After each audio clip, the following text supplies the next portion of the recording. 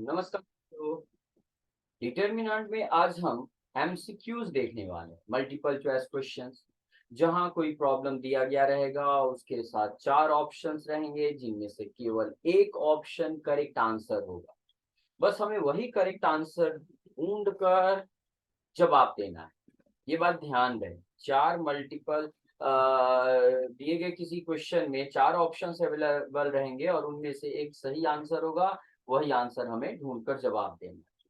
तो देखिए हमारे सामने ये पहला नंबर क्वेश्चन है, डिटर्मिनेंट का क्वेश्चन है। डिटर्मिनेंट 2 into 2 साइज का है और हमसे बोला जा रहा है कि आप इसका वैल्यू बताइए क्या होगा। इक्वल व्हाट, व्हाट का मतलब बताइए इसका वैल्यू क्या होगा। तो जैसा कि हम जानते हैं सेकेंड ऑर्डर डिटर्मिनेंट को सिंप्लीफाई करने का क्या तरीका होता है, क्या होता है भाई।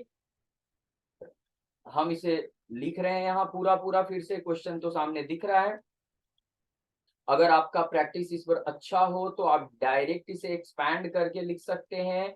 मतलब मेरे कहने का ये है कि आप सेकेंड ऑर्डर डिटर्मिनेंट को सिंप्लीफाई करने का जो तरीका है, तौर तरीका है, उसको फॉलो करते हुए काम तुरंत कर सकते हैं। उसमें क्या किया जाता है, ये क्रॉस मल्टीप्लाई किया जाता है, यानी साइन 20 डिग्रीज में मल्टीप्लाई करेंगे कॉस 70 डिग्रीज।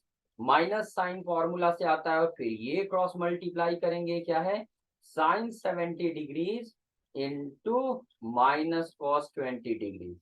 यहाँ थोड़ा और सिंप्लीफाई होगा, यानी कि आप इसे न लिखकर डायरेक्ट ये एक्सपेंशन लिख सकते हैं। सेकेंड ऑर्डर डिटर्मिनेंट को इवेल्युएट करने के लिए यही तरीका होता है। अब यह sine 20 degree into cos 70 degrees, minus minus plus, फिर sine 70 degrees into cos 20 degree. जाहिर सी बात है ये ट्रिगोनोमेट्रिक रेशियो से बना हुआ एक्सप्रेशन है और जो स्ट्रक्चर आ रहा है उससे जुड़ा हुआ एक फॉर्मूला है। क्या है formula, sine A into cos B plus cos A into sine B, cos A into sine B. यानी कि साइन ए कॉस बी का प्रोडक्ट में ऐड करेंगे कॉस ए साइन बी का प्रोडक्ट, तो इसके इक्वल हम लिख सकते हैं साइन ए प्लस बी। ये उसी स्ट्रक्चर पर है तो सीधे इस फॉर्मूला का प्रयोग करेंगे। ए और बी की पहचान कीजिए, यहाँ पहला एंगल ए बोलिए और दूसरा एंगल बी बोलिए सिंपली। तो ए प्लस बी यहाँ लिखना होगा हमें, ठीक है ना। यहाँ देख लीजिए ए यहाँ है, यहाँ भी ए है, साइन के साथ है, यहाँ कॉस के साथ है, वही होना चाहिए। यहाँ साइन के साथ ए है तो यहाँ कॉस के साथ ए है, और यहाँ बी 70 डिग्रीज को माने हैं तो कॉस के साथ है, यहाँ साइन के साथ है। ठीक है, तो साइन ए प्लस बी रहा। दोनों एंगल्स को ऐड कर दीजिए 90 डिग्री, और साइन 90 डिग्रीज हम जानते हैं क्या होता है 1, और इस बेसिस पे हम बता सकते हैं 1 इज द करेक्ट आंसर। चलिए अगले क्वेश्चन की तरफ बढ़ते हैं। सेकेंड ऑर्डर डिटर्मिनेंट को सिंप्लीफाई करने का आइडिया आपके पास होना चाहिए, कैसे उसे एक्सपैंड करते हैं। सीधा सीधा तरीका है, पहले मेंबर से शुरू करके क्रॉस गुना करेंगे, माइनस साइन देंगे, फिर दूसरे ये दोनों मेंबर जो होंगे इनका क्रॉस गुना करके रिजल्ट लिखेंगे। चलिए आगे बढ़ते हैं। ये रहा हमारा डिटर्मिनेंट। अगला 3 into 3 साइज का है, 3 रोज 3 कॉलम्स। इसको इवेलुएट करना है। फर्स्ट कॉलम में 1 1 1 है, सेकंड में 2 3 4 है, थर्ड में 4 6 9 है। आप चाहो तो डायरेक्ट एक्सपेंशन करके, ज्यादा दिमाग नहीं लगाना है, डायरेक्ट एक्सपेंशन करके रिजल्ट बता सकते हो। किसी भी रो या कॉलम के अलॉन्ग में एक्सपेंशन करोगे रिजल्ट सेम आएगा, ठीक है। आप किसी भी रो कॉलम को फॉलो करो, अदरवाइज प्रॉपर्टी का यूज करके 1 1 1 है, घटा दीजिए पहले कॉलम को, रो को दूसरे में और तीसरे में, तो थोड़ा और चीज यहाँ आसान हो जाएगा और इवेल्युएशन यहाँ सिंपल हो जाएगा। ठीक है, जैसे मर्जी वैसे करो। चलो पहला तरीका बता रहे हैं डायरेक्ट एक्सपेंशन। हम यहाँ फर्स्ट कॉलम के अलॉन्ग में एक्सपैंड कर दे रहे हैं, आप फर्स्ट रो भी यूज कर सकते हो। Expanding along the first column, column select कर रहे हैं हम। तो तरीका क्या है, तीन चीजें लिखी जाती है जब भी हम थर्ड ऑर्डर डिटर्मिनेंट को एक्सपैंड करते हैं। तीन बातों को ध्यान रखना होता है, क्या क्या। पहले चिन्ह लिखिए जिसके लिए एक नियम है थर्ड ऑर्डर के लिए, फिर मेंबर एलिमेंट लिखिए यहाँ, और फिर कॉरेस्पॉन्डिंग माइनर लिखिए, कॉरेस्पॉन्डिंग माइनर। बस ये तीन काम करना है आपको, ठीक है। चिन्ह का नियम थर्ड ऑर्डर के लिए पहले रो के लिए ये है, दूसरे के लिए ये है, और तीसरे के लिए ये है। कॉलम वाइज भी देख सकते हैं, पहले कॉलम के अलॉन्ग में प्लस माइनस प्लस, यानी पहले प्लस लिखेंगे, फिर पहला मेंबर लिखेंगे 1, फिर इसके रो कॉलम को माइनर लिखना है, साइन लिख दिया, पहला मेंबर लिख दिया जो फर्स्ट कॉलम के अलॉन्ग में यहाँ लिखा गया है, फर्स्ट कॉलम के अलॉन्ग में एक्सपैंड करना है, पहला मेंबर लिख दिया, फिर पहले मेंबर के रो कॉलम को एलिमिनेट कर दीजिए, ये चारों बचेंगे, हूबहू प्रिंट कर दीजिए, आपके पास ये जवाब होगा। दूसरा माइनस साइन है यहाँ, ये रहा माइनस साइन दूसरे मेंबर के लिए, ये दूसरा मेंबर है, उसी जगह पर जो चिन्ह रहता है वही लिखेंगे। फिर इसके रो कॉलम को एलिमिनेट करें, सेकेंड रो फर्स्ट कॉलम, तो ऊपर 2 4 और नीचे 4 9 बचा। और फिर तीसरा मेंबर प्लस में लिखा जाएगा, तो तीसरे मेंबर के रो कॉलम को जो कि थर्ड रो और फर्स्ट कॉलम है, एलिमिनेट करने पर 2 4 3 6 आएगा। अब कैलकुलेट करने की बारी, सेकेंड ऑर्डर डिटर्मिनेंट में सारा बदल चुका है, 1 मल्टीप्लाइड है, 1 कहीं भी मल्टीप्लाई कीजिए कोई चेंज नहीं, 1 यहाँ हटा सकते हैं, 9 इंटू 3 क्रॉस गुना ऐसे करके घटा देते हैं, 9 इंटू 3 27 माइनस 6 इंटू 4 24, ये आया, माइनस 1 इंटू समथिंग, तो 1 से मल्टीप्लाई करने पर कोई चेंज नहीं, 1 हटा दीजिए, 9 इंटू 2 18 और 4 इंटू 4 ऐसे क्रॉस गुना कीजिए 16 हो गया। और फिर 1 मल्टीप्लाइड है, 1 हट जाएगा, 6 इंटू 2 12 और 3 इंटू 4 12, ये तो 12 12 कट गया, 0 हट गया। और या 27 में 24 माइनस करेंगे 3 आएगा, और यहाँ 18 में 16 माइनस करेंगे 2 आएगा, और 3 में 2 माइनस करेंगे क्योंकि ये 0 हो गया, ये लिखना नहीं है, 1 इज द करेक्ट आंसर, ये रहा ए ऑप्शन। आप चाहो तो दूसरा तरीका सेकेंड वे से आप इसे सॉल्व कर सकते हो, क्या, ये रहा हमारा डिटर्मिनेंट थर्ड ऑर्डर का जो दिया हुआ है, आप क्या करो, प्रॉपर्टी का यूज करो। करना क्या है आगे बढ़ने के लिए कि पहले दूसरे रो में से दूसरे रो को उठाओ, दूसरे रो में से पहले रो को घटा दो, और फिर तीसरे रो को ले लो और तीसरे में से भी पहले को घटा दो, ऐसा करके क्या मिलेगा, तो पहला दूसरा और तीसरा रो सेलेक्ट किया हमने चेंज करने के लिए, तो पहला रो जैसा है वैसा, दूसरे रो में से पहले रो को घटाना है, तो corresponding member 1 minus 1 0, 3 minus 2 1, 6 minus 4 2, corresponding member घटते हैं। फिर थर्ड रो में से first row 1 minus 1 0, 4 minus 2 2, 9 minus 4 5, ये हो गया। अब देखिए थर्ड पहला कॉलम है उसमें 2 मेंबर 0 है, इससे सिंप्लीफिकेशन आसान हो जाता है, तो 3 मेंबर है, 3 में 2 0 है, 0 वाले को छोड़ देते हैं और जो 0 नहीं होता है यानी 1 उसी को लेकर एक्सपैंड करते हैं। पहला मेंबर है इसके साथ प्लस साइन होता है, यहाँ देख सकते हैं 1 मेंबर लिखेंगे, इसके रो कॉलम को एलिमिनेट करके जो बच रहा है वो लिखेंगे, ये रहा। और ये 5 इंटू 1 5 और 2 इंटू 2 4 और घटा के 1, यहाँ भी वही आया। तो आपके पास कोई भी तरीका हो सकता है, आंसर चेंज नहीं होगा। आप डायरेक्ट एक्सपेंशन करो, प्रॉपर्टी का यूज करो, रिजल्ट आएगा। तो चलिए अगले प्रॉब्लम को सॉल्व करने की तरफ बढ़ते हैं। ये रहा थर्ड नंबर क्वेश्चन, कह रहा है इवेल्युएट करो, बड़ा आसान है, सीधा सीधा, ठीक है। सेकेंड ऑर्डर डिटर्मिनेंट है, क्रॉस मल्टीप्लाई करके दोनों को घटा देते हैं, पहले 1 इंटू एक्स माइनस करेंगे -1 इंटू वाई, सॉल्व कीजिए, 1 इंटू एक्स एक्स, 1 मल्टीप्लाई करने पर कोई चेंज नहीं, minus minus plus 1 into Y Y, X plus Y is the correct answer, ये रहा ए ऑप्शन। तो ये तो बहुत आसान था, सेकेंड ऑर्डर डिटर्मिनेंट। तीसरा नंबर क्वेश्चन हमारा सॉल्व हुआ, बाकी ऑप्शन इनकरेक्ट है, छोड़ देंगे उन्हें, आगे बढ़ते हैं। 4 नंबर क्वेश्चन ये रहा, फिर से सेकेंड ऑर्डर डिटर्मिनेंट, इस बार अननोन एक्स के वैल्यू को फाइंड करने पर प्रॉब्लम दे रखा है, यहाँ आंसर 15 होगा, ए इज द करेक्ट आंसर, कारण थर्ड सेकेंड रो में सेम मेंबर है, अगर सेकेंड रो में सेम मेंबर हो तो आंसर ये वाला बचता है, ये ट्रिक है इसका, आप सिंप्लीफाई करके देखो।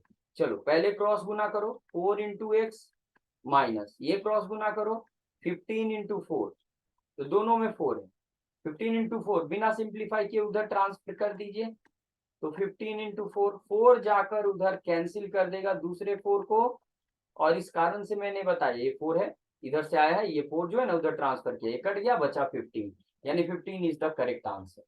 इसलिए मैंने बताया अगर ऐसा प्रॉब्लम हो जहां अननोन कोई निकालना हो, इक्वेशनल फॉर्मेट हो, तो अगर एक रो में सारे सेम मेंबर है तो उस रो को छोड़कर दूसरे रो में जो नंबर होता है वही उसका आंसर बन जाता है, ये रहा आंसर।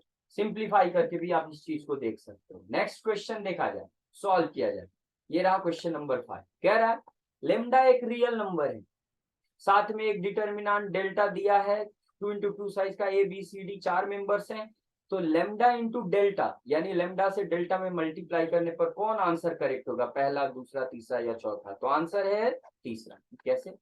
रूल है बाबू, ध्यान से देखिएगा। लेमडा इंटू डेल्टा मतलब लेमडा को मल्टीप्लाई करना है डिटर्मिनांट डेल्टा, ठीक है।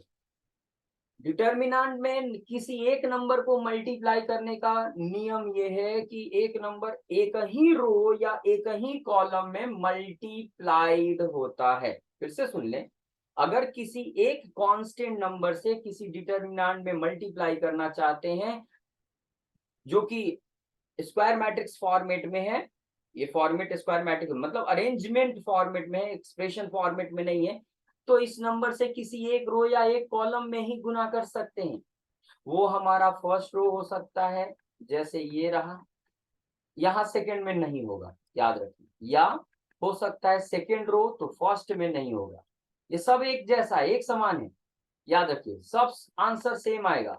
या फर्स्ट कॉलम में आप इसे मल्टीप्लाई कर सकते हैं, सेकंड में नहीं होगा, या सेकंड कॉलम में मल्टीप्लाई कर सकते हैं, थर्ड में नहीं होगा। तो इन चारों में से कोई भी आए तो करेक्ट आंसर है।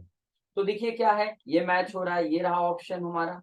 बाकी एक ही जगह ये मल्टीप्लाइड है, ये गलत है, ये चारों जगह मल्टीप्लाइड है, नहीं, चारों जगह मल्टीप्लाई होने के लिए यानी दोनों रोज में मल्टीप्लाई होने के लिए 2 लेमडा चाहिए, यानी लेमडा स्क्वायर चाहिए, तो अब ये सही होगा। नन ऑफ दीज होगा नहीं, क्योंकि एक करेक्ट आंसर मिल चुका है। तो इस तरह से 5 नंबर क्वेश्चन में इस टाइप का अगर क्वेश्चन पूछता है तो इस तरह से करेक्ट आंसर बताते हैं। चलिए आगे बढ़ते हैं 6 नंबर क्वेश्चन की तरफ। ये रहा, कह रहा है कि एबीसी एपी में है, 3 term A B C are in AP. तो जब भी हमें दिया जाता है 3 टर्म एपी में हो तो नियम है, इसकी प्रॉपर्टी है एपी की, second minus first equals third minus second, ये प्रॉपर्टी होता है। देखिए इसका ट्रिक भी है, और वो ट्रिक आप समझ लीजिए। हर एक टर्म में एक्स एडेड है तो एक्स को भूल जाइए, फिर से सुन लीजिए, हर एक टर्म को देखिए ध्यान से, डिटर्मिनेंट के हर एक टर्म को देखिए, हर एक टर्म में आपको एक्स ऐड, एक्स में कुछ ऐड किया हुआ मिलेगा, हर एक टर्म में एक्स शामिल है, तो एक्स को भूल जाइए। ठीक है बाबू, एक्स को भूल जाना है। अब जरा देखिएगा, मेरी बातों को ध्यान से सुनिएगा और समझिएगा। एक्स भूल जाइए, तो यहाँ है 1 2 3, एक्स को भूल जाना है, यहाँ है 2 3 4, कॉलम वाइज देखना है, और यहाँ है A B C. Column wise इसलिए क्योंकि एबीसी एपी में है और वो एबीसी कॉलम में आया है, थर्ड कॉलम में, इसलिए कॉलम वाइज देख रहे हैं। एक्स को भूल जाइए, जब आप इसे सिंप्लीफाई कीजिएगा तब भी जो हम कह रहे हैं वही आंसर आएगा। देखिए ध्यान से, 1 2 3 ये एपी में है, कॉमन डिफरेंस 1 है, 2 3 4 ये भी एपी है, कॉमन डिफरेंस 1 है, और ये भी एपी है, कॉमन डिफरेंस एबीसी का बी माइनस ए या सी माइनस बी कह सकते हैं। तो जब किसी डिटर्मिनेंट के हर एक कॉलम एपी में हो या हर एक रो एपी में हो तो इसका आंसर सीधे 0 होता है, सीधे 0। आप आराम से लिख सकते हो, ये टेक्निक है, ट्रिक है, आप इसे सिंप्लीफाई करना चाहो तो कर सकते हो। इसके लिए कुछ तरीका अपनाना पड़ेगा। यहाँ x प्लस 1, x प्लस 2 और x प्लस 3 फर्स्ट कॉलम में है, x प्लस 2, x प्लस 3 और x प्लस 4 है सेकेंड कॉलम में है, और x plus a, x plus b, यहाँ के लिए थोड़ा ध्यान से वर्कआउट सोचना पड़ेगा आपको, ठीक है। अगर ये सॉरी 0 नहीं होगा, बराबर में क्या आएगा वो आंसर बताना है। तो यहाँ पर ध्यान देना है कि चूंकि एबीसी एपी में है तो इसलिए ये क्राइटेरिया सेटिस्फाई होगा, बी में माइनस ए और सी माइनस बी। हमें कुछ ऐसा यहाँ करना है कि बी माइनस ए दिखे एक जगह एक रो में और या कॉलम में, और सी माइनस बी दिखे दूसरी जगह यानी दूसरे रो या कॉलम में, ठीक है। सी यहाँ दिख रहा है, बी यहाँ दिख रहा है, पहले सी में से बी को घटाएंगे, सी नीचे है तो उसमें से घटाएंगे, यानी थर्ड रो के लिए काम करेंगे, थर्ड रो में से सेकेंड रो को घटा देंगे, तो इससे बनेगा हमारा x plus 1, x plus 2, x plus A, और x प्लस 2, x प्लस 3, चूंकि थर्ड रो के लिए हम वर्क सिलेक्शन किए हैं तो घटाइए, x प्लस 3 में से x प्लस 2 घटाइए, तो x कट जाएगा, 3 माइनस 2 1 हो जाएगा, यहाँ x कट जाएगा, 4 माइनस 3 1 हो जाएगा, यहाँ x कट जाएगा और ये c माइनस b बच जाएगा। और इसके बाद करना क्या है, इसके बाद आपको करना क्या है, आपको करना क्या इस बार कि अब ये सेकंड में से फर्स्ट को घटाइए, सेकेंड रो के लिए काम कीजिए, सेकेंड रो में से फर्स्ट रो घटा दीजिए तो मिलेगा x+1 x+2 और x+a। यहाँ मिल जाएगा, देखिए x+2 में से x+1 घटाएंगे, यहाँ लिख के दिखा रहे हैं, x+2 में से घटाएंगे x+1 को, अंदर का साइन चेंज होगा, यही काम हमने हर जगह किया है, अंदर का साइन चेंज होगा, ब्रैकेट हटाएंगे तो ये कट गया, 2 - 1 1 आया, तो यहाँ x x कटेगा, 2 - 1 1 आएगा, x x कटेगा, 3 - 2 1 आएगा, और x x कटेगा, b - a आएगा। जरा ध्यान से देखिए सेकेंड रो और थर्ड रो को, आइडेंटिकल रोज है यहाँ, 1 1 b - a 1 1 c - b, तो b - a c - b equal है, हम उसे रिप्लेस कर सकते हैं, रिप्लेस कर दीजिए, आपको आइडेंटिकल दिख जाएगा वो, ये 1 1 और c - b लिख दीजिए क्योंकि वो इक्वल है, और c - b ये है। तो जब किसी डिटर्मिनेंट के दो रोज एक जैसे हों या दो कॉलम एक जैसे हों, हूबहू आइडेंटिकल, तो रिजल्ट सीधे 0 लिखते हैं, ये प्रॉपर्टी में शामिल है। इसका मतलब है सी ऑप्शन जहां 0 दिया गया है वो करेक्ट आंसर है। तो ऐसे प्रॉब्लम को इस तरह से सॉल्व करते हैं, पूरे सोल्यूशन को ध्यान से देखिए, प्यार से देखिए, आपको जरूर समझ में आएगा। कहीं कोई दिक्कत हो प्लीज कमेंट बॉक्स में कमेंट करें, चैनल अगर सब्सक्राइब नहीं किया तो प्लीज सब्सक्राइब कर लें। आगे बढ़ते हैं, क्वेश्चन नंबर 7। यहाँ देखिए आउट ऑफ द ट्रैक कुछ पूछा गया है, एक्चुअली में यहाँ क्लास 11 से कुछ चीजें दी गई हैं, वो है ओमेगा, ओमेगा पढ़ते हैं इसको, omega cube root of unity में शामिल है, cube roots of unity, unity का मतलब वन, वन का क्यूब रूट कौन के, तीन होते हैं, एक वन, दूसरा ओमेगा और तीसरा ओमेगा स्क्वायर। ओमेगा और ओमेगा स्क्वायर इमेजिनरी रूट्स होते हैं, -1 - i√3/2, ये ओमेगा, और ओमेगा स्क्वायर हो जाता है -1 + i√3/2, ये हो जाता है। तो इमेजिनरी रूट्स ऑफ वन होते हैं, क्यूब रूट ऑफ वन होता है, ठीक है। यहाँ प्रॉपर्टी होती है, प्रॉपर्टी क्या है भाई, थोड़ा ये भी देख लीजिए, अगर तीनों क्यूब रूट्स को ऐड कर दें, 1 + ओमेगा + ओमेगा स्क्वायर, ये 0 आता है, और दूसरी प्रॉपर्टी मल्टीप्लाई कर दें तो omega into omega square omega cube, ये 1 होता है।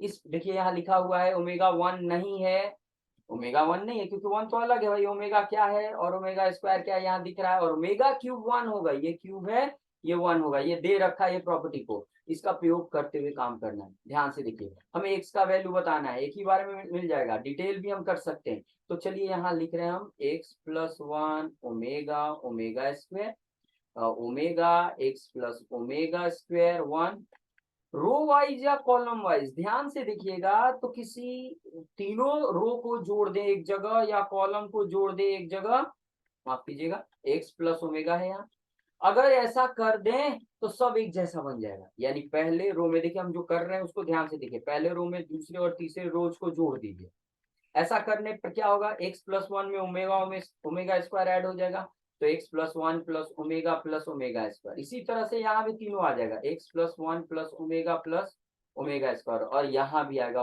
x+1 + omega + omega square. बाकी किसी रो में कोई चेंज करने के लिए ऑपरेशन किया नहीं हमने, तो बाकी रोज एक जैसे हूबहू प्रिंट हो जाएंगे। अब देखिए प्रॉपर्टी, तीनों का सम 0 होता है, तो ये 1 omega omega square 0, 1 omega omega square 0, और ये भी 0, तो ये 0 होने के बाद किस तरह का रिजल्ट बनाएंगे देखा जाए, ये x, ये भी x और ये भी x, ये ओमेगा स्क्वायर, ये x + ओमेगा स्क्वायर, ये 1 और ये x + ओमेगा। तो देखिए वहां ऊपर सब में पहले रो में सब जगह x से x कॉमन ले लेंगे तो बन जाएगा 1 1 1 omega x + omega square 1 omega square 1 x + omega. तो यहाँ से सीधे पता चल रहा है x का वैल्यू क्या होगा, 0, क्योंकि दोनों का प्रोडक्ट 0 है, तो या तो x 0 होगा या ये डिटर्मिनेंट 0 होगा, तो x 0 आ गया। या दूसरा जो है फैक्टर डिटर्मिनेंट, उसको भी सिंप्लीफाई करेंगे, वहां भी x है वहां से भी 0 आएगा, यानी 0 इज द करेक्ट आंसर। इस तरह से इसका सोल्यूशन मिलेगा, ठीक। ओमेगा की प्रॉपर्टी पर क्यूब रूट्स ऑफ यूनिटी कहते हैं उसको, साइड मैंने बता दिया, उसके बारे में ध्यान से देख लीजिए, डिटेल जाने की जरूरत नहीं, वो क्या है वो जान लीजिए। क्यूब रूट्स ऑफ यूनिटी है, तीन होते हैं, 1 ओमेगा ओमेगा स्क्वायर, ओमेगा किसे कहते हैं लिखा हुआ है ओमेगा स्क्वायर किसी कहते हैं लिखा हुआ है, प्रॉपर्टी में शामिल है 1 प्लस ओमेगा स्क्वायर 0 होता है, ओमेगा क्यू का वैल्यू 1 है। आगे बढ़ते हैं, ये रहा, इवेल्युएट करना इस डिटर्मिनेंट को, ध्यान से देखिए क्या है, 1 1 2 2 2 4 और 3 5 6, डायरेक्ट एक्सपेंशन से बना सकते हैं बाबू इसे, ध्यान से सुनिए बच्चा लोग, डायरेक्ट एक्सपेंशन से बना सकते हैं, बट प्रॉपर्टी का भी प्रयोग कर लें तो काम बनेगा।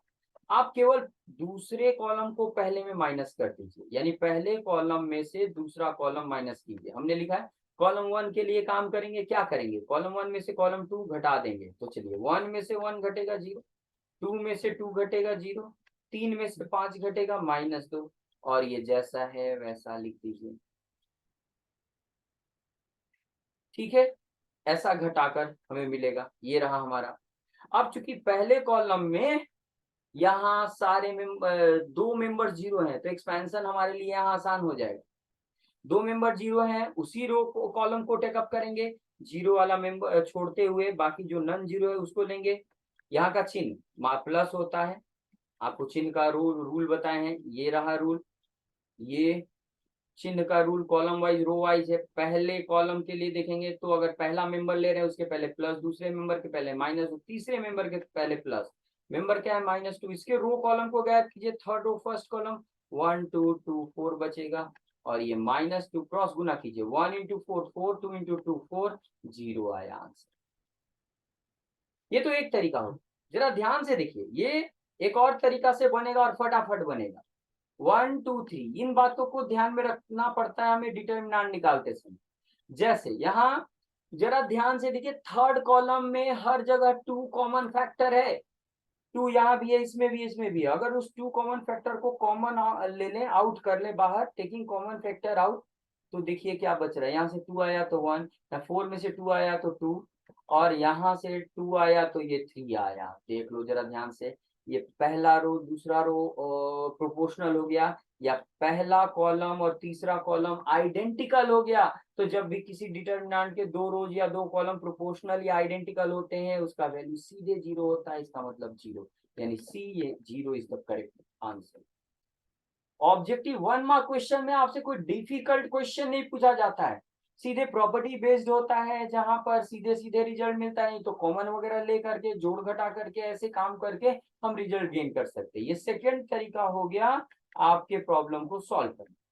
चलिए आगे बढ़ते हैं अगले question, 9 number, second order determinant में बना हुआ है कि क्वेश्चन दे रखा है, कह रहा है एक्स का वैल्यू बताइए, एक्स अननोन है, बड़ा आसान है, क्रॉस गुना कीजिए, x into x x square, 5 गुना 5 25 बराबर 0, अलजेब्रिक इक्वेशन आ गया, सॉल्व कीजिए, एक्स स्क्वायर 25 हो जाएगा, 25 को उधर ट्रांसफर कर दे तो एक्स इक्वल्स आएगा प्लस माइनस √25, यानी +-5। याद रखिए दोनों जगह प्लस माइनस लिखेंगे, और इस आधार पे ये option is the correct answer.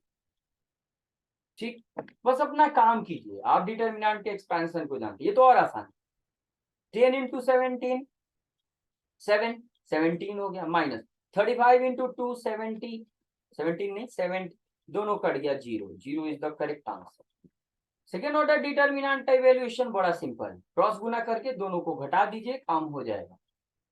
ठीक है, थर्ड ऑर्डर डिटर्मिनेंट ये रहा, देखिए अगर इसे हम सिंप्लीफाई करें ये लंबा टाइम लेता है, ये मेमोरी बेस्ड क्वेश्चन, कभी कभी कुछ क्वेश्चंस मेमोरी बेस्ड होते हैं, यानी याद रखने पर, इसे याद रख ले तो बेहतर होगा 1 मार्क क्वेश्चन के लिए। ये मेमोरी बेस्ड क्वेश्चन है, और इसे साइक्लिक डिटर्मिनेंट कहते हैं, साइक्लिक डिटर्मिनेंट। ये एक फॉर्मूला की तरह भी काम करता है कॉम्पिटिटिव प्रॉब्लम्स को सॉल्व करने के लिए। इसका आंसर बड़ा आसान है, पहले तो स्ट्रक्चर को देख लीजिए, फर्स्ट रो में 1 1 1 एक जैसा है, दूसरे में ए बी सी, और तीसरे में इन्हीं का स्क्वायर है, ऐसा रहे तो, या इसी को ऐसे भी लिखता है, फर्स्ट रो में ए 1 1 1, दूसरे में ए बी सी, तीसरे में ए स्क्वायर बी स्क्वायर सी स्क्वायर, ऐसे भी दे सकता है आपको, ए स्क्वायर बी स्क्वायर सी स्क्वायर पहले कॉलम में, दूसरे में ए बी सी, और तीसरे में 1 1 1। यहाँ क्या पहले कॉलम में 1 1 1, दूसरे में ए बी सी और उन्हीं का स्क्वायर तीसरे कॉलम में, या रो वाइज दिया है, तीनों में से कोई भी स्ट्रक्चर दे, आंसर बड़ा आसानी साइक्लिक फॉर्मेट में आता है। साइक्लिक फॉर्मेट का मतलब एक सर्किल बनाइए, उस पर ए बी सी सजाइए, और स्टार्ट कीजिए अल्फाबेटिकली। ए से बी के तरफ जाइए, जोड़ना या घटाना होगा, यहाँ घटा रहे हैं तो ए माइनस बी आएगा आंसर, इन टू में आएगा, फिर बी माइनस सी आंसर आएगा, और इन टू अगला सी माइनस ए आंसर आएगा। ये रहा ऑप्शन में, देख लीजिए कौन है, A minus B minus C minus A नहीं है, A minus B minus C minus A, D is the correct answer, बाकी कोई आंसर सही नहीं। ये स्ट्रक्चर याद रखिए, याद रखने में ही फायदा है, नहीं तो इसका कैलकुलेशन थोड़ा लंबा होता है, लंबा होने के कारण टाइम ज्यादा टेक करेगा, इसलिए मेमोरी बेस्ड है, इसे ध्यान में रखिए। आगे बढ़ते हैं। ये रहा, यहां भी एक प्रॉपर्टी है, पहले डिटर्मिनेंट लिख लेते हैं फिर समझाते हैं हम आपको, और कुछ और आइडियाज यहां दे देंगे। प्रॉपर्टी है डिटर्मिनेंट की कि अगर किसी डिटर्मिनेंट में डायगोनल के नीचे, प्रिंसिपल डायगोनल के नीचे सारे मेंबर्स जीरो हैं, जैसे इस ट्रायंगल को देखिए, इसके सारे मेंबर जीरो, या इसके ऊपर सारे जीरो हों, यहां तो नहीं है, हम बता रहे हैं नीचे सारे जीरो हैं या ऊपर सारे जीरो हैं या दोनों जगह जीरो, आंसर होता है इन तीनों का प्रोडक्ट। यानी क्या आता है answer, product of diagonal elements, diagonal elements. तो डायगोनल एलिमेंट्स कौन है, ये बीच वाला लाइन 2 है, 4 है, 5 है, तीनों का प्रोडक्ट कितना आया 40, that means A is the correct answer. ध्यान रहे इस बात का। आपको कुछ और इसमें डील कर दें कि यहाँ पर आपका क्या होना चाहिए, ध्यान से देखिएगा, फिर से लिख रहे हैं 235047005, यहाँ मेन डायगोनल के नीचे सारे मेंबर जीरो हैं, तब इसका आंसर 2 इंटू 4 इंटू 5 होगा। या अगर ऊपर के सारे मेंबर जीरो होते हैं, ऊपर के ट्राइंगल में मेन डायगोनल में वही मेंबर है, और नीचे आ जाता है यहाँ 3 5 और 7, यहाँ 5 है, ठीक है, ये 5 है, तो ऊपर के सारे मेंबर जीरो हैं, तब भी यहाँ आंसर आता 2 इंटू 4 इंटू 5। और अगर ऊपर नीचे दोनों जीरो होते हैं,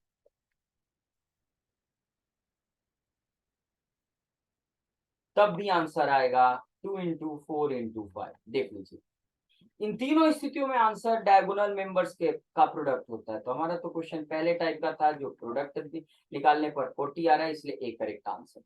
चलिए आगे बढ़ते हैं, अगले टाइप के क्वेश्चन को देखते हैं। 13 नंबर, फिर से साइक्लिक डिटर्मिनेंट, अभी अभी डील किया है, उस समय एबीसी के रूप में दिया था, यहाँ एक्स वाई जेड, याद कीजिए मेमोरी फंडा, यहाँ साइकिल पे किसको सजाएंगे, एक्स वाई जेड को, अल्फाबेटिक ऑर्डर ले लीजिए, एक्स वाई, घटाकर आंसर आएगा यहाँ एक्स माइनस वाई इंटू, आगे बढ़िए Y minus Z into Z minus X, तो X minus Y, Y minus Z, Z minus X, D is the correct answer, इसके अलावा और कोई नहीं। आगे बढ़ते हैं। ये रहा, फिर से वैसा ही है कुछ बंधु, नीचे के सारे मेंबर्स प्रिंसिपल डायगोनल में नीचे के सारे मेंबर जीरो हैं, तो आंसर होगा प्रोडक्ट ऑफ डायगोनल एलिमेंट्स, इस तरह से। तो कितना आएगा, 3 इंटू 2 6 इंटू 7 42, इसलिए सी इज द करेक्ट आंसर। ठीक, प्रॉपर्टीज को ध्यान में रखेंगे, काम होगा। चलिए यहाँ देखिए, इस डिटर्मिनेंट का वैल्यू पता करना है, थर्ड ऑर्डर डिटर्मिनेंट है। पहले तो आगे बढ़ने से पहले रोज आइडेंटिकल है कि नहीं, कॉलम्स आइडेंटिकल है कि नहीं, या प्रोपोर्शनल है कि नहीं, ये देख लेते हैं। नहीं होने पर डायरेक्ट एक्सपेंशन करते हैं। तो क्या करते हैं, हम फर्स्ट रो को टेकअप करते हैं। फर्स्ट रो में 3 मेंबर्स हैं, पहला मेंबर उठाए, उसके पहले प्लस लिखिए, उस मेंबर के रो और कॉलम को गायब कीजिए, 3 है फर्स्ट रो फर्स्ट कॉलम में, गायब कीजिए, करें तो ये बचेगा हमारे पास। दूसरा मेंबर 1 है, उसके रो कॉलम को गायब कीजिए, 5 2 इधर और 2 3 इधर, और तीसरा मेंबर प्लस के बाद लिखाएगा, फर्स्ट रो और थर्ड कॉलम को गायब करेंगे, 5 0 2 5 बचेगा। इवेलुएट कीजिए, ये 3 0 into 3 0 minus 5 into 2 10 minus 1, multiply करने पर चेंज नहीं होगा, 1 हटा देंगे, 5 इंटू 3 15, 2 इंटू 2 4 7, 5 इंटू 5 25, 2 इंटू 0 0, अब आइए 0 माइनस 10 रह जाएगा, और माइनस 10 इंटू 3 माइनस 30, ये हो जाएगा 15 माइनस 4 11, और 7 इंटू 25 सिंप्लीफाई करना है, देखना ये देखो तो सेम साइन है दोनों, तो ऐड हो जाएंगे -41 और ये मल्टीप्लाई कीजिए, ये आ जाएगा। घटाइए जरा यहाँ, ये मल्टीप्लाई करने पर 175 आएगा, घटाइए 5 में से 1 सब्ट्रैक्ट करेंगे 4, 7 में से 4 सब्ट्रैक्ट करेंगे 3 और 1, बड़ा नंबर का साइन लिखेंगे +134, यानी सी इज द करेक्ट आंसर। इस तरह से हम ऐसे डिटर्मिनेंट का इवैल्यूएशन करते हैं, जहां कोई प्रॉपर्टी नहीं दिखे, सीधे इवैल्यूएशन आसान हो, छोटे छोटे नंबर से मेंबर के रूप में डिटर्मिनेंट में हो तो डायरेक्ट एक्सपेंशन कीजिए, काम हो जाएगा। ये रहा अगला क्वेश्चन, फिर से देखिए बोल रहा है एबीसी एपी में है, तो वही आइडिया यूज कीजिए। देखिए हर एक में एक से शामिल है, तो उसको भूल जाइए। 2 3 4 एपी है, 3 4 5 एपी है, और 2A 2B 2C में ABC एपी में है, तो ऐसे में डिटर्मिनेंट का वैल्यू 0 होता है। इस पर पहले डिस्कशन किया था हमने, ठीक उसी आइडिया का प्रयोग किया हमने अभी। 17 नंबर क्वेश्चन, देखिए ओमेगा वाले प्रॉपर्टी पर, omega cube root of unity है, जिसे इस इक्वेशन से फाइंड किया जाता है। ये x क्यूब -1 बराबर 0 है, तो x क्यूब बराबर 1 होगा, और इस तरह से x का वैल्यू निकालेंगे तो 3 सॉल्यूशंस मिलेंगे, पहला एक, दूसरा ओमेगा और तीसरा ओमेगा। प्रॉपर्टी है कि तीनों को ऐड कर दिया जाए तो 0 और मल्टीप्लाई कर दिया जाए तो 1 है। चलिए देखा जाए, यहाँ डिटर्मिनेंट है 1 omega omega square, omega omega square 1 omega square 1 और ओमेगा। ध्यान से देखिए, पहले रो में बाकी के दो को जोड़ दें तो आपको कुछ खास मिलेगा, जो वहां प्रॉपर्टी में लिखा हुआ है। तीनों को जोड़िए, पहले रो में करना क्या है, पहले रो में दूसरे और तीसरे रोज को जोड़ देना है। तो 1 में ओमेगा ओमेगा स्क्वायर जुड़ गया, यहाँ ओमेगा में ओमेगा स्क्वायर और 1 जुड़ जाए तो 1 प्लस ओमेगा, सीधा करके लिख देते हैं ये, और ओमेगा स्क्वायर में 1 और ओमेगा जोड़ दिया जाए तो 1 प्लस ओमेगा स्क्वायर आ जाएगा। जरा ध्यान से देखिए बंधु, ये जो फर्स्ट रो में मेंबर्स आए हैं वह इस प्रॉपर्टी के अनुसार 1 प्लस ओमेगा स्क्वायर है, जो 0 हो जाएंगे, तो जाहिर सी बात है फर्स्ट रो में सब मेंबर 0। और कभी भी डिटर्मिनेंट के किसी रो या कॉलम में, सुने ध्यान से, अगर किसी भी डिटर्मिनेंट के रो या कॉलम में, किसी भी रो या कॉलम में सब मेंबर 0 है तो इसका डायरेक्ट रिजल्ट 0, और इस आधार पर ए ऑप्शन करेक्ट आंसर होगा। ठीक, आगे बढ़ते हैं। नेक्स्ट क्वेश्चन हमारे सामने यहाँ पर है, डेल्टा का वैल्यू बताना है, ये रहा, साइक्लिक प्रॉपर्टी पर है मैक्सिमम क्वेश्चन। यहाँ आपके बुक में जो ABCXYZ में दिया है तो जनरली वो साइक्लिक प्रॉपर्टी पर। यहाँ पर करना क्या है आपको, बस थर्ड कॉलम में सेकेंड कॉलम को ऐड कर दीजिए, बस काम हो जाएगा। दीजिए तो सही, 1 1 1 ABC से थर्ड कॉलम में ऐड करना है, तो देखिए ए ऐड हो जाएगा बी और सी में, तो A plus B plus C, B add होगा सी ए प्लस ए में, तो A plus B plus C हो गया, और यहाँ भी आ जाएगा A plus B plus. Third column से A plus B plus C common लीजिए, ब्रैकेट में लिखते हुए लिखिए, तो हो जाएगा 1 1 1 ए बी सी और 1 1 1। ये देखिए दोनों आइडेंटिकल हो गए, फर्स्ट एंड थर्ड, और ऐसे हालात में डिटर्मिनेंट का वैल्यू 0 हो जाता है। जब दो रोज या दो कॉलम आइडेंटिकल हो, डिटर्मिनेंट का वैल्यू 0, और इस आधार पे ये B option correct answer. Next, ये रहा, ये तो बड़ा आसान है, 10 इंटू 6 60 -30 इंटू 2 60, घर कट गया 0, यानी A option is the correct answer. Next और लास्ट, ये रहा, अननोन वैल्यू ए, एक्स का वैल्यू निकालना। ध्यान से देखिए, ऐसा क्वेश्चन अभी पीछे बनाया हमने, सेकेंड रो में सारे मेंबर सेम है तो आंसर 8 होगा, यानी ये सही होगा। करके देखा जाए, क्रॉस गुना कीजिए, 3x माइनस 3 इंटू 8, तो 3x equals 3 into 8, x equals 3 into 8 divided by 3, इधर से 3 ट्रांसफर किया, 3 3 कट गया, 8 इज द करेक्ट आंसर। ये रहा, तो इस तरह से एमसीक्यूज को सॉल्व किया जाता है। एमसीक्यू बेस्ड जितने भी प्रॉब्लम्स है उसके वीडियो को ध्यान से देखिए, प्यार से देखिए, समझने की कोशिश कीजिए, कहीं दिक्कत हो कमेंट बॉक्स में कमेंट कीजिए, और प्लीज लाइक कीजिए, सब्सक्राइब कीजिए, बेल आइकन क्लिक करना मत भूलिए। अगले वीडियो के लिए वेट कीजिए। Thank you very much.